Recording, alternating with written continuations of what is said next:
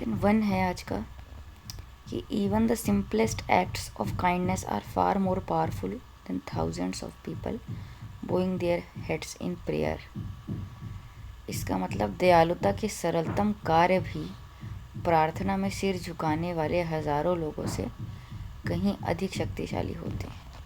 महात्मा गांधी, इसको हमें एक्सप्लेन करना है।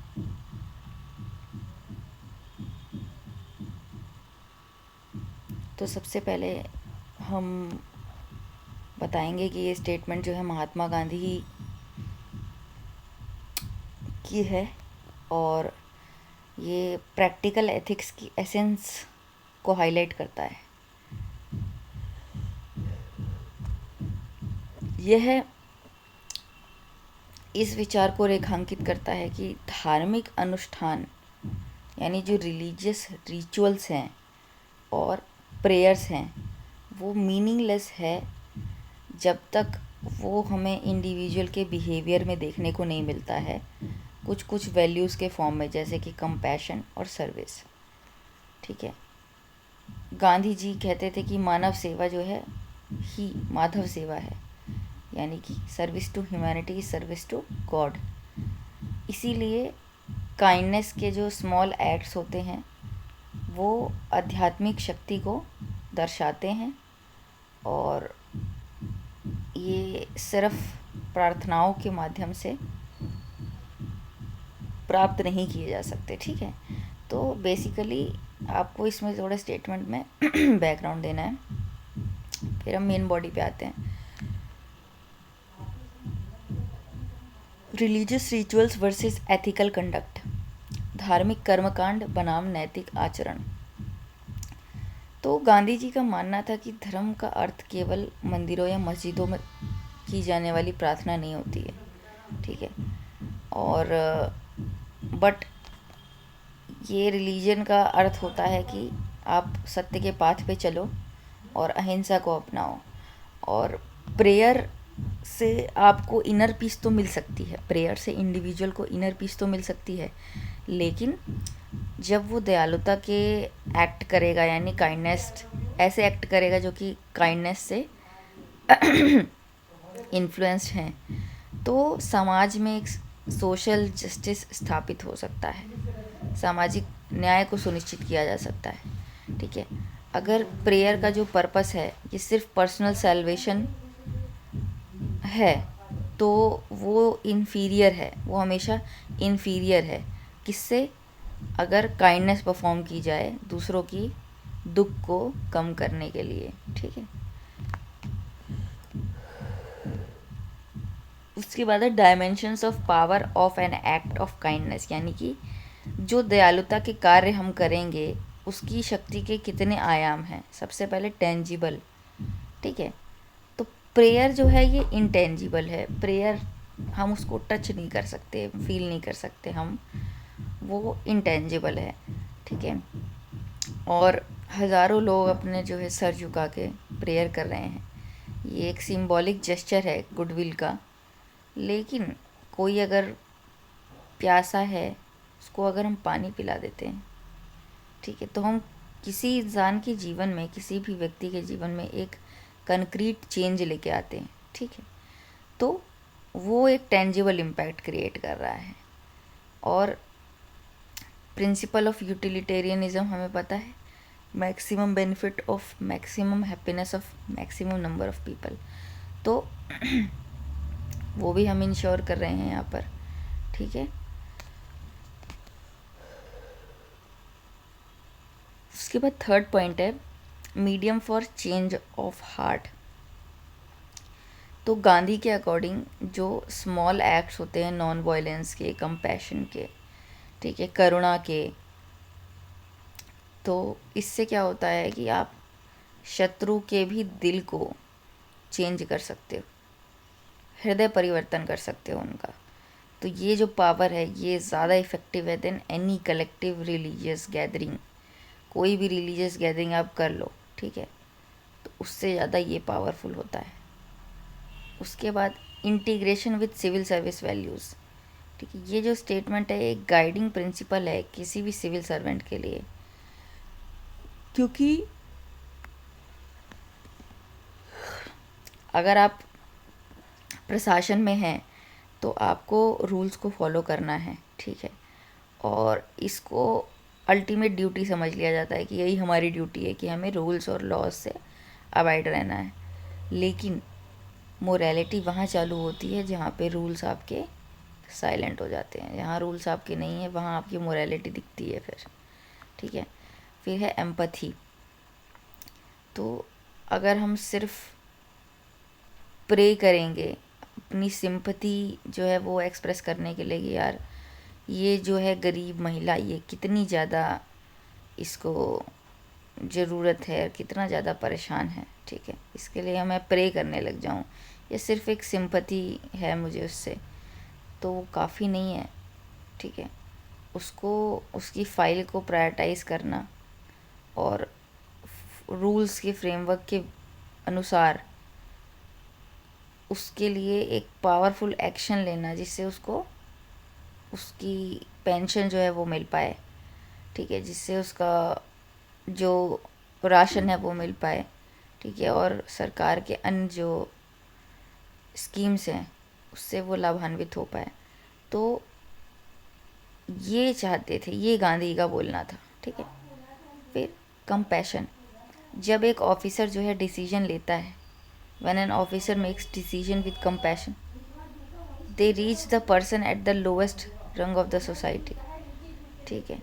यानी कि जब कोई भी जो अधिकारी होता है वह डिसीजंस लेता है करुणा के साथ, कंपैशन के साथ, तो जो लाभ हैं वो लास्ट लास्ट कहते हैं ना कि पंक्ति में खड़े हुए अंतिम व्यक्ति तक पहुंच पाता है, ठीक है। फिर हिस्ट्री एंड कंटेम्प्रेरी एग्जांपल्स। तो हिस्ट्री में आप एग्जांपल्स दे सकते हो कि एम्परर अशोका ने धर्म का पाथ चुना, कंपैशन और काइंडनेस का, ठीक है, instant of victory of war, ठीक है। और उसी ने उसको चक्रवर्ती अशोक को जो है महान बताया। फिर एक कंटेम्प्रेरी, तो बाबा आमटे या फिर मदर टेरेसा का अगर हम एग्ज़ाम्पल लें तो ये जीता जाता उदाहरण है इस चीज़ का कि देखो उनकी जो सर्विस थी लेप्रोसी पेशेंट्स के लिए वो ज़्यादा इफ़ेक्टिव थी। अगर वो सिर्फ प्रेयर करते, प्रेयर मीट्स करते रहते या वर्ल्ड बस चिंता जताता रहता तो कोई ख़ास चेंज लेके नहीं आ पाता। फिर है फिलोसफिकल पर्सपेक्टिव। तो statement is close to Immanuel Kant's duty for duty sakes. तो जब हम कंपैशन दिखाते हैं किसी को तो हम सिर्फ किसी इंडिविजुअल की हेल्प नहीं कर रहे हैं, लेकिन हम एक यूनिवर्सल रूल को इस्टेब्लिश कर रहे हैं कि अभी भी ह्यूमैनिटी जो है वो अलाइव है। और it is like placing the voice of conscience over prayer. हमने अपनी जो अंतरात्मा की आवाज़ है उसको ऊपर रखा और प्रेयर को बाद में रखा। फिर कंक्लूजन में आप बताओगे कि देखो गांधी की जो फ़िलॉसफी है वो हमें सिखाती है ट्रुथ और नॉन वायलेंस, और ये सिर्फ प्रिंसिपल्स नहीं है, अगर इसको प्रैक्टिस में रखा जाए तो यही एक सच्चा जो है ये अध्यात्म इसी को बोला जाता है। फिर प्रेयर जो है इंस्पायर करता है हमें कि हम काइंड बने, लेकिन जो काइंडनेस होता है वो खुद ही मतलब ये खुद ही उस प्रेरणा की पराकाष्ठा बन जाता है। उसके बाद आप लिखोगे कि देखो मानवता ही सच्ची सेवा है, ठीक है। उसी के साथ आप ख़त्म करोगे। क्वेश्चन 2 है आपका, which of Buddha's teachings are most relevant today and why. आपको बताना है कौन सी बुद्धास की टीचिंग हैं जो आज बहुत ज़्यादा रेलेवेंट और ऐसा क्यों है। तो जो गौतम बुद्ध की फ़िलॉसफी है ये सिर्फ एक रिलीजियस डॉक्ट्राइन नहीं है, लेकिन ये प्रैक्टिकल एथिक्स है, व्यवहारिक नीति शास्त्र का पार्ट है। आज के एरा में, वर्तमान युग में जहाँ वर्ल्ड जो है जूझ रहा है फंडामेंटलिज्म से, मेंटल स्ट्रेस से, कंज्यूमरिज्म से, एनवायरमेंटल क्राइसिस से, यानी कट्टरवाद, मानसिक तनाव, उपभोक्तावाद, पर्यावरणीय संकट, है ना। तो बुद्ध का ऐसे में मिडल पाथ जो है, और जो उनका करुणा का प्रिंसिपल था, ये बहुत इम्पोर्टेंट हो जाता है, बहुत सिग्निफिकेंट टीचिंग है उनकी। और उनकी जो टीचिंग्स हैं उनमें क्षमता है, पोटेंशियल है कि आप पॉजिटिव चेंज लेके आ पाओ इंडिविजुअल के इनर सेल्फ, ठीक है, ग्लोबल गवर्नेंस के लिए। फिर हम मेन बॉडी पे आते हैं। मेन बॉडी में क्या होगा कि देखो, कुछ बुद्धास के टीचिंग्स जो हैं हम बताएंगे जो आज भी रेलेवेंट हैं। सबसे पहला है 4 नोबल ट्रुथ्स। तो 4 नोबल ट्रुथ्स जो बुद्धा ने प्रोपाउंड किए थे कि truth of suffering, truth of cause of suffering, ठीक है, दुख का सत्य, दुख के कारण का सत्य, दुख के अंत का सत्य, और दुख के अंत के मार्ग का सत्य, कि कौन से मार्ग पे चलने पे दुख का अंत होगा, ठीक है।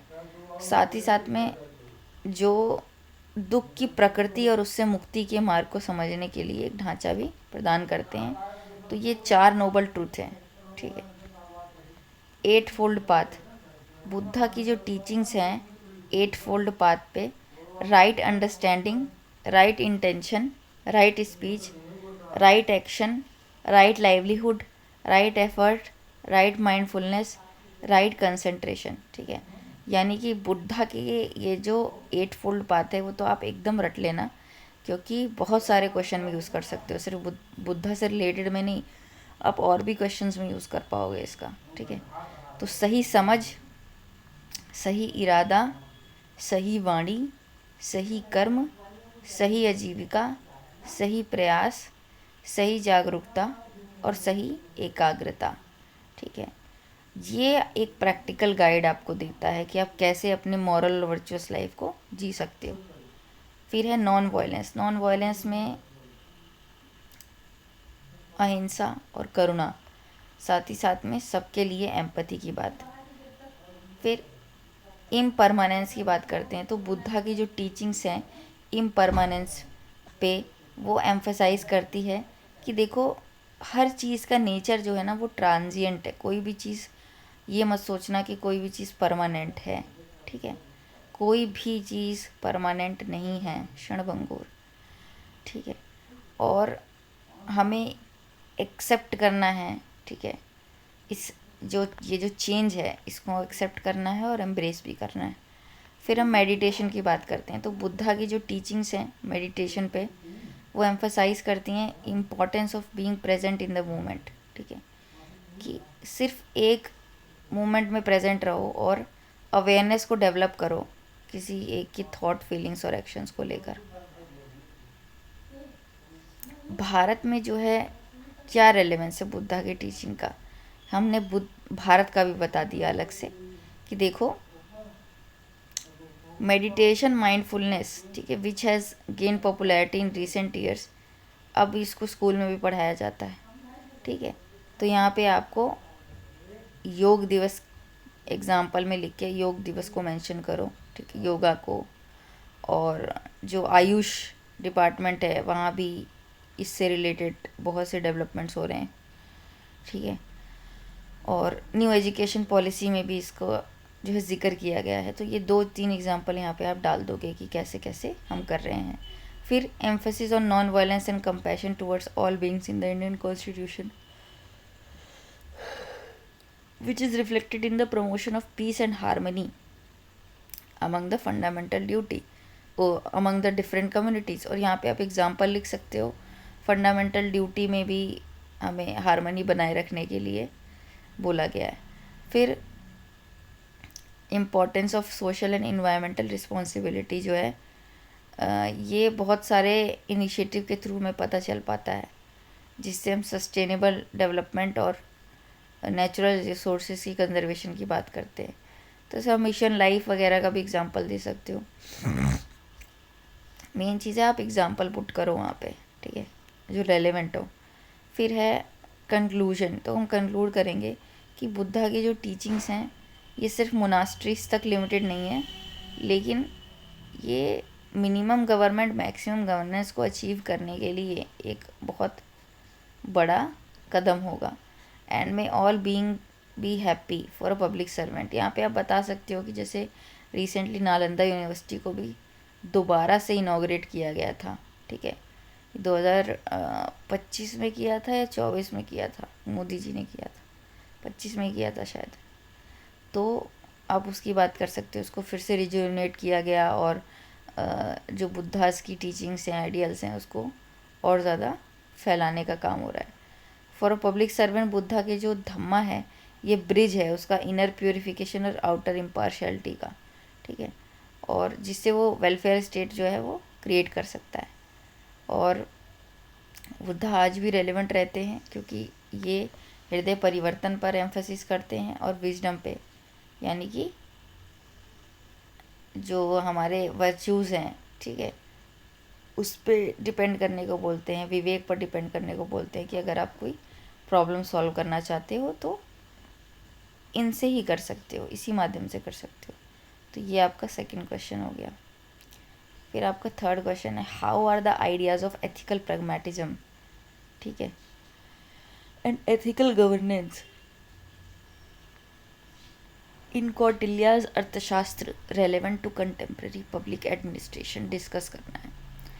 तो ये बोल रहे हैं कि कौटिल्य के जो अर्थशास्त्र में नैतिक व्यावहारिकता और नैतिक शासन के विचार समकालीन लोक प्रशासन में किस प्रकार प्रासंगिक हैं हमको बताना है। तो हम सबसे पहले इंट्रोडक्शन देखेंगे कि देखो कौटिल्य हम बताएंगे अर्थशास्त्र में उन्होंने आर्ट ऑफ स्टेट क्राफ्ट को डिस्क्राइब किया है और योग क्षेम का उनका कंसेप्ट है, यानी कि welfare and security, yoga kshema. His ideas are a wonderful blend of realism and ethics. उनके जो आइडियाज़ हैं ये ब्लेंड है किसके, रियलिज्म के और एथिक्स के। According to Kautilya ultimate objective of governance is not merely the accumulation of power but the welfare of people, ठीक है। तो इनका जो अल्टीमेट ऑब्जेक्टिव था गवर्नेंस का वो सिर्फ शक्ति का, कहते हैं ना कि शक्ति को एक्यूमुलेट करना नहीं था, लेकिन साथ ही साथ में पीपल का वेलफेयर भी था। और इससे वो वेलफेयर स्टेट का जो कंसेप्ट है उससे अलाइन होते हैं, ठीक है, और इसका रेलेवेंस जो है पब्लिक एडमिनिस्ट्रेशन में बहुत बढ़ जाता है, यानी कि लोक प्रशासन में। फिर हम बॉडी देखते हैं कि Kings happiness lies in the happiness of his subjects. Kautilya के जो मोस्ट फेमस मैक्सिम है क्या है कि Kings happiness lies in the happiness of his subjects and is welfare in their welfare, ठीक है। तो प्रजा के सुख में ही राजा का सुख है, ये इनका आइडिया था। रेलेवेंस इसका क्या है कि सिटीजन सेंट्रिक गवर्नेंस की हम बात करते हैं, ठीक है, हम गुड गवर्नेंस की बात करते हैं। अगर हम डीबीटी लेके आए, ठीक है, 2013 में, साथ ही साथ में हम अलग अलग स्कीम्स और प्रोग्राम्स के थ्रू अगर हम लोगों की चिंताएं ख़त्म करना चाह रहे हैं तो ये इसका एक बहुत बड़ा एग्जांपल है कि कैसे स्टेट जो है वो अपनी प्रजा के लिए यानी लोगों के लिए काम कर रहा है। Concept of yoga kshema, yoga means acquiring what is not yet possessed and kshema means protecting what has been acquired, ठीक है। योग का मतलब है जो अभी तक आपको नहीं मिला है और शेम का मतलब है कि जो मिला है, जो एक्वायर कर चुकी है, उसको प्रोटेक्ट करना है, ठीक है। इसका रेलेवेंस क्या है कि देखो जैसे हम सोशल सिक्योरिटी की बात करते हैं, सस्टेनेबल डेवलपमेंट की बात करते हैं, ठीक है, तो इसमें हम यही कर रहे हैं। देखो जैसे आप सस्टेनेबल डेवलपमेंट लेके चलोगे तो जो हमें मिला है हम उसको प्रोटेक्ट कर रहे हैं, ठीक है, और जो नहीं मिला है उसको हम एक्वायर करने की कोशिश कर रहे हैं, इको फ्रेंडली वाले कंटेक्स्ट में आप इसको समझो। और जो फंक्शन है एडमिनिस्ट्रेशन का ये सिर्फ रिसोर्सेज मोबिलाइज करने का नहीं है लेकिन उसको प्रोटेक्ट करने का भी है। ज़ीरो टॉलरेंस फॉर करप्शन, तो कौटिल्य ने कंपेयर किया था करप्शन को हनी ऑन द टंग, ठीक है, यानी जीभ पर जो शहद रखी हुई होती है, ठीक है, उससे क्या होता है कोई भी नहीं बच पाता, टेस्ट करने से कोई नहीं बच पाता, सबको करना पड़ता है। उन्होंने स्ट्रिक्ट पनिशमेंट जो है उसको एडवोकेट किया था और बोला था कि सर्विलांस इसका करना होगा प्रिवेंट करने के लिए, ठीक है। फिर हम इसकी रेलेवेंस देखते हैं कि इस समय जब हम प्रिवेंशन ऑफ करप्शन एक्ट की बात करते हैं, लोकपाल है ना, और सीबीआई और ईडी जैसे जो इंस्टीट्यूशंस हैं, लोकायुक्त हो गए, ठीक है, तो ये इनकी आइडियाज़ जो थे चेक एंड बैलेंस के, उसकी लाइन में है। फिर code of conduct for public servants, Kautilya's stipulated strict qualifications and moral integrity for अमात्यास। जो कौटिल्य है उनने स्ट्रिक्ट क्वालिफिकेशन, ठीक है, और मॉरल इंटीग्रिटी जो है उसके लिए जो है फोकस किया, उस पर फोकस किया और एडवाइस किया कि उनकी लॉयल्टी जो है ना, यानी कि उनकी जो चरित्र की शुद्धता है, ठीक है, उसको टाइम टाइम पे उसका असेसमेंट करना होगा हमें, ठीक है। फिर है रेलेवेंस। तो आज के समय में इसका क्या रेलेवेंस है? हम सिविल सर्विस में एग्ज़ामिनेशन करते हैं, ट्रेनिंग प्रोसेस करते हैं, ठीक है, और जो हमने कर्म आई गॉट कर्मयोगी प्लेटफॉर्म है, ठीक है, उसके थ्रू भी हम ट्रेनिंग पे एम्फोसिस कर रहे हैं, ठीक है। Policy of punishment and rule of law. तो कौटिल्य के अकॉर्डिंग जो दंड है यानी पनिशमेंट, ये एनार्की को प्रिवेंट करता है, अराजकता नहीं आने देगा, ठीक है। और बस ये है कि ये आपका विवेकपूर्ण होना चाहिए, ठीक है, आर्बिट्ररी नहीं होना चाहिए।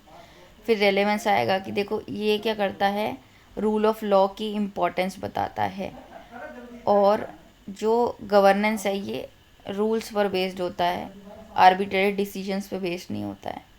इसको आप कंक्लूड कैसे करोगे कि देखो कौटिल्य का जो अर्थशास्त्र है ये एक एथिकल कंपस है, यानी कि नैतिक दिशा सूचक है, ठीक है, पब्लिक सर्वेंट्स के लिए।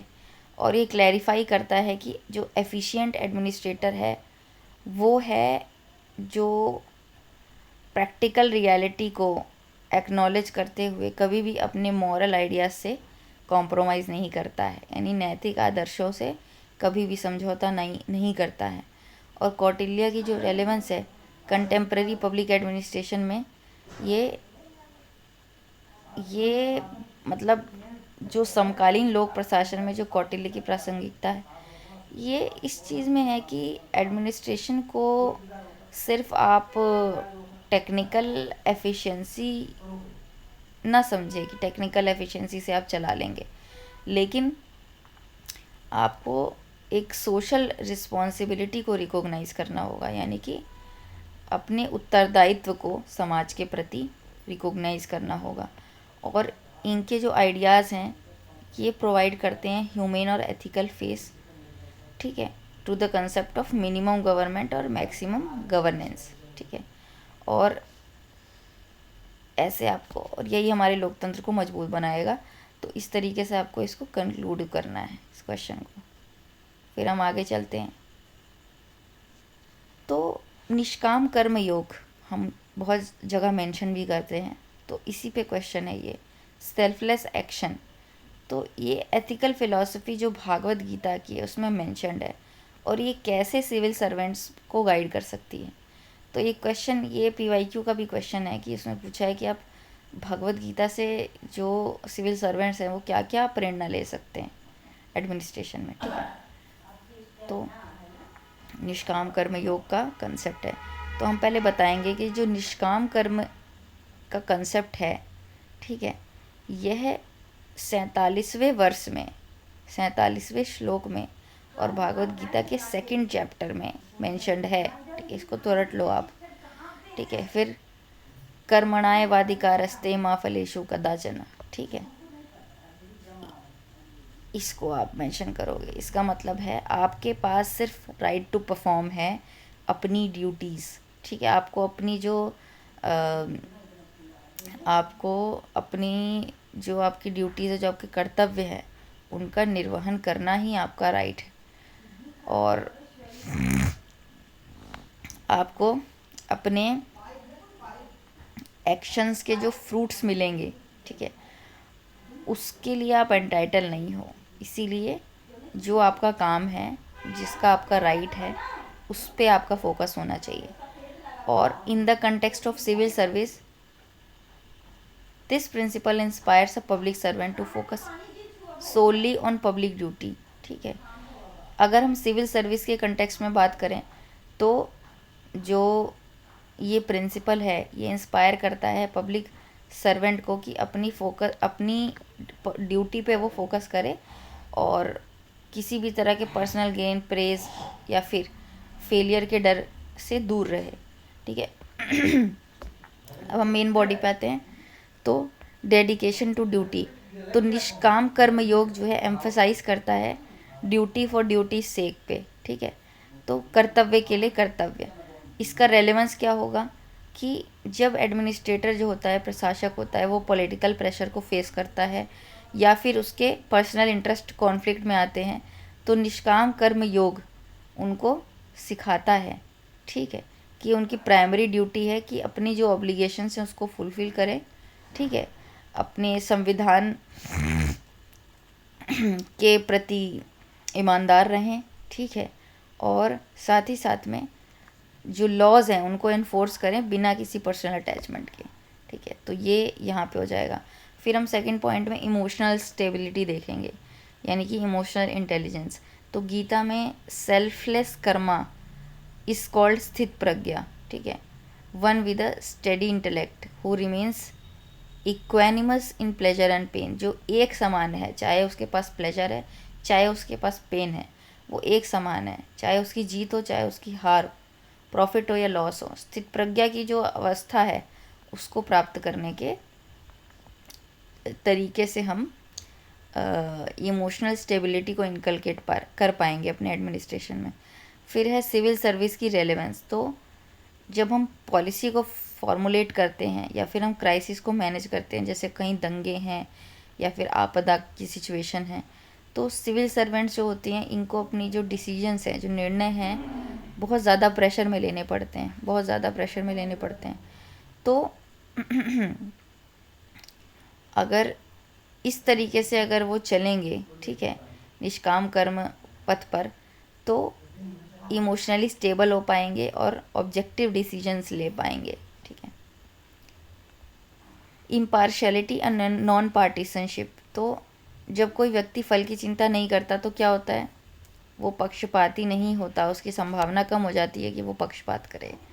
ठीक है, रेलेवेंस जो है सिविल सर्विस में इसका क्या है कि देखो, ऑफिसर जो है अक्सर करके बायस डिसीजन लेते हैं, वो पूर्वाग्रह से ग्रसित होते हैं और उनकी जो निर्णय क्षमता होती है वो भी उसी से प्रभावित होती है। और जैसे कि रिवॉर्ड्स के लिए या प्रेफर्ड पोस्टिंग्स के लिए, ठीक है, यानी कि जो उनका आउटकम है वो उसकी तरफ उनका झुकाव रहता है। लेकिन निष्काम कर्म ये एलिमिनेट कर देता है, ठीक है, और पब्लिक इंटरेस्ट को ऊपर रखता है। Work excellence. तो गीता कहती है कि योगा कर्मासु कौशलम। ठीक है, योगा कर्मसु कौशलम। तो स्किल इन एक्शन इज योग।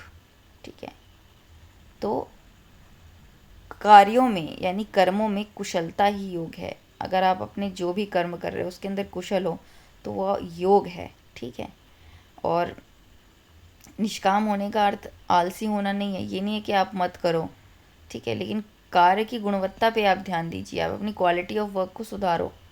ठीक है, रेलेवेंस इन सिविल सर्विस। जब फोकस जो है शिफ्ट हो जाता है आउटकम से ठीक है, प्रोसेस पर, जब हम आउटकम से ज़्यादा प्रोसेस पे ध्यान देने लगते हैं तो वहाँ पे सर्विस डिलीवरी आपकी इम्प्रूव हो जाती है। ठीक है, और वर्क एफिशिएंसी यानी कार्य कुशलता भी चरम पे पहुँच जाती है। फिर है रेजोल्यूशन ऑफ एथिकल डायलेमा, जैसे अर्जुन है। ठीक है, सिविल सर्वेंट्स भी अपने आप को अर्जुन के ही समान बहुत बार नैतिक दुविधा में फंसा हुआ देखते हैं। ठीक है, तो रेलेवेंस इसकी क्या होगी कि निष्काम कर्म की जो अवधारणा है, जो सिद्धांत है, ठीक है, क्लैरिफाई करता है कि अगर एक्शन पब्लिक वेलफेयर के लिए है और नियमों के और कानूनों के अंतर्गत ही है, ठीक है, तो हमें सोचना नहीं चाहिए उसको करने से पहले। ठीक है, अपनी वो कर्तव्य जो है उसका निर्वहन हमें करना चाहिए, बिना डरे हुए कि आगे क्या कॉन्सिक्वेंसेस होंगे। ठीक है, फिर आप इसको कंक्लूड कर दोगे कि देखो, जो निष्काम कर्म योग का प्रिंसिपल है, ये सिविल सर्वेंट्स को ट्रांसफॉर्म करेगा एम्प्लॉयज़ से पब्लिक सर्वेंट्स के रूप में, और ये एलिमिनेट करेगा जो एक करियरवाद की बुराई जो होती है, ठीक है, इसको ख़त्म करेगा लोक प्रशासन से। साथ ही साथ में जो स्पिरिट ऑफ सर्विस है, ठीक है, उसको भी फोस्टर करेगा। और मॉडर्न टर्मिनोलॉजी में अगर हम देखें तो ये अल्टीमेट फॉर्म है इंटीग्रिटी और फोर्टिट्यूड का, यानी सत्यनिष्ठा और दृढ़ता का ही अल्टीमेट फॉर्म है, जो निष्काम कर्म का जो सिद्धांत है। ठीक है, आप निष्काम कर्म कब कर पाओगे, आप ये बताओ। आप क्या बिना इंटीग्रिटी के कर पाओगे या बिना दृढ़ता के कर पाओगे? तो इंटीग्रिटी और दृढ़ता इसके बेसिस हैं। और ये जो प्रिंसिपल है ये एश्योर करता है कि जो पब्लिक सर्वेंट हैं, ठीक है, अगर मीन्स जो है आपका, यानी कि जो साधन है वो प्योर है और सेल्फलेस है, तो एंड्स आपके ऑटोमेटिकली वही होंगे जो समाज को लाभान्वित करेंगे। ठीक है, फॉर अ सिविल सर्वेंट ये जो प्रिंसिपल है ये एक्ट करता है एज अ मॉरल शील्ड। ठीक है, एक नैतिक सुरक्षा कवच की तरह ये बिहेव करेगा और एक्सटर्नल टेम्पटेशन और इंटरनल कॉन्फ्लिक्ट से बचाएगा। तो ये आपके क्वेश्चंस थे और इसको आपको लिखना है।